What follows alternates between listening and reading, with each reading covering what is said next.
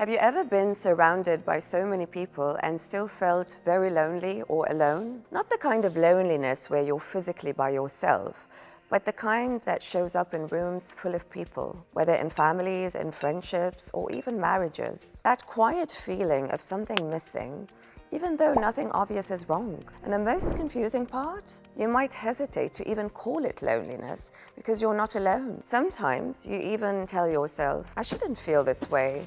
Other people have it worse. Or nothing is actually wrong. But emotional loneliness doesn't need a crisis to exist. It grows quietly.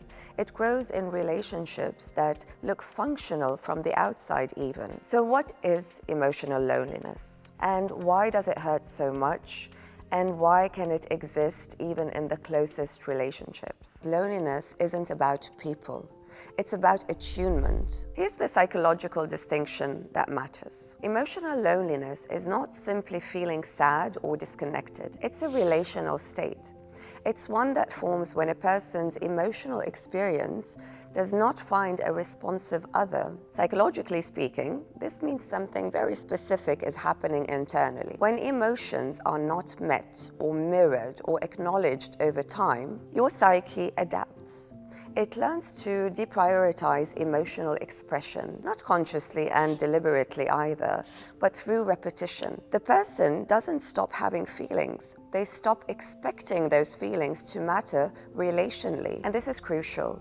Emotional loneliness is not the absence of intimacy. It is intimacy without psychological recognition. Someone may know your story. They may know your role.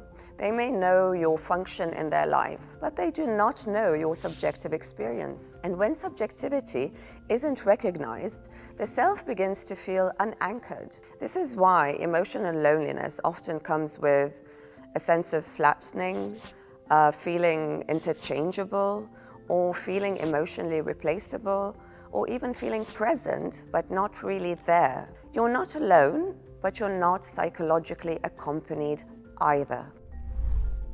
Here's a thought that often surprises people. Loneliness is not the absence of others, it's the absence of being met. You can have people around you, people you talk to, you laugh with, you live with, and still feel emotionally unseen. Because emotional loneliness appears when there's a mismatch between what you're feeling and what the other person is able or willing to respond to. So you express something meaningful, but it lands flat. Maybe you share excitement and it's met with indifference. Or you show someone vulnerability and it's just brushed aside or minimized or even redirected. And what makes this especially painful is that no one is necessarily doing anything wrong. There is no obvious villain.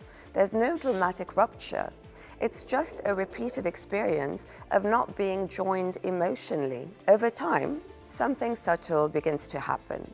You stop reaching, not because you don't need connection, but because your nervous system learns there's no one there to catch this. So what happens inside the person? This is where emotional loneliness becomes particularly corrosive. When reaching is repeatedly unmet, the psyche makes a quiet decision. This part of me is safer kept private.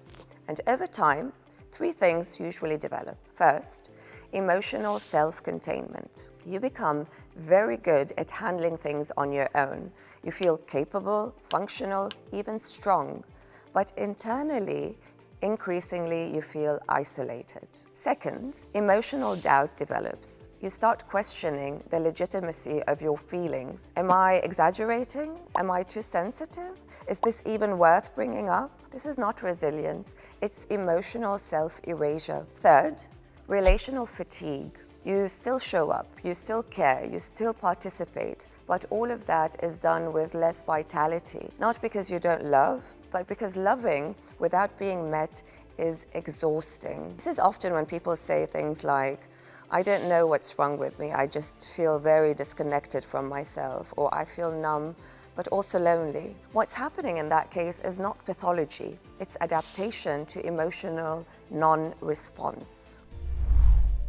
Let's look at an example. Let's say you're a woman in her mid-30s. You're married, you have 2 children. Your days are so full, school drop-offs, work emails, your kids' birthday parties, dinners with friends. Looking on the outside, everything looks very busy in your life and you look connected and socially visible. But inside, there's a quiet sense of loneliness that you find really hard to name. Most conversations revolve around logistics. Who's picking up the kids? What needs to be done next? Who forgot what? And when you try to talk about you with your partner, for example, like how tired you feel, how emotionally stretched you are, or how alone you sometimes feel, even in the marriage, the moment slips away.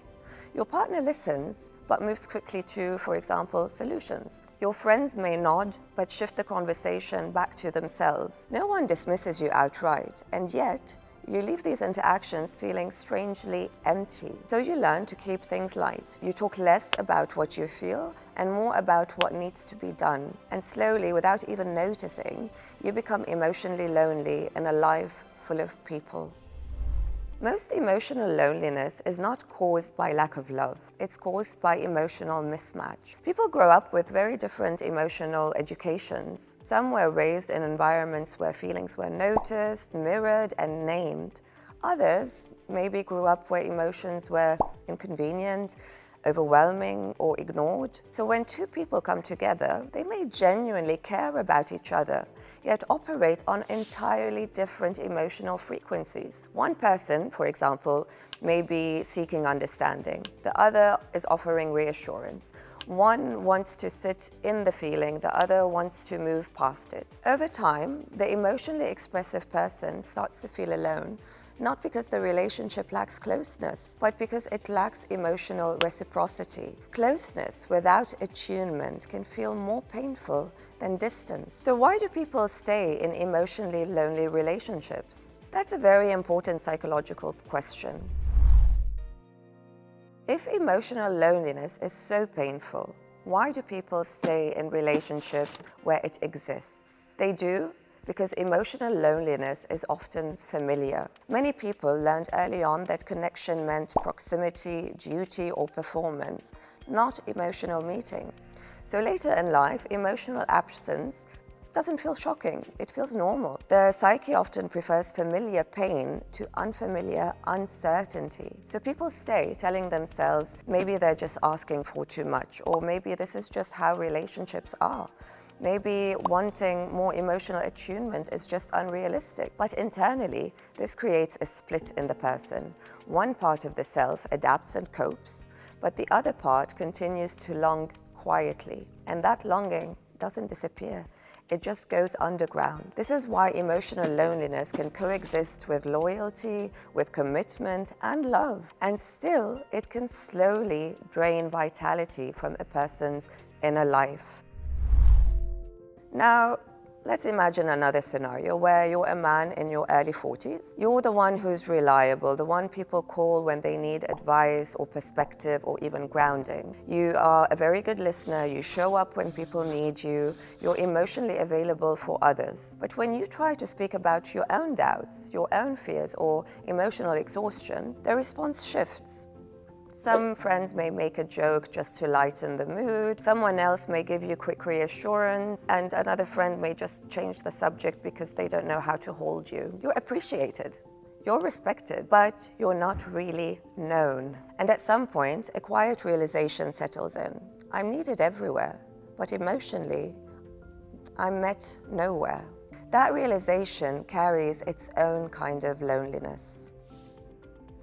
Why does emotional loneliness hurt more than being physically alone? That's because humans are wired for attunement and co-regulation. We don't just want company. We want our internal experience to be recognized by another person. When that doesn't happen consistently, the body registers this as absence, not acute pain, but chronic disconnection. And over time, people stop even calling it loneliness. They start calling it numbness, irritation, fatigue, or withdrawal. But underneath it is still the same question. Is there someone who really sees me? If this resonates with you, the first thing to know is that emotional loneliness is not a personal failure. It's information. It's telling you something about your relational environment, not your worth. So instead of asking, why am I so sensitive? Or why do I feel like this when my life looks fine? A more helpful question would be, where in my life do I feel emotionally met? And where don't I? Not every relationship can meet every emotional need, but no one can live long-term without any emotionally attuned space. And sometimes the work isn't about fixing a relationship. It's about allowing yourself to acknowledge what's missing without minimizing it. Naming emotional loneliness is often the first moment it starts to loosen its grip.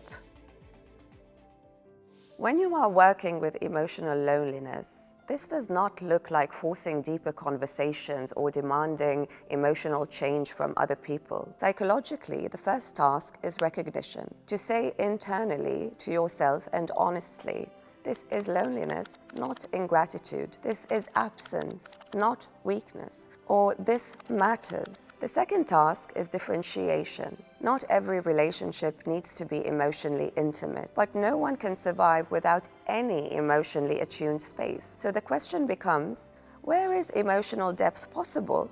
And where is it simply not? And finally, there is permission. Permission to want more attunement. Permission to stop minimizing your inner experience. Permission to take your emotional reality seriously, even if others cannot meet it yet. Emotional loneliness begins to soften, not when it is solved, but when it is no longer denied. You can be loved and still feel lonely, because love without attunement can feel like being touched without being held.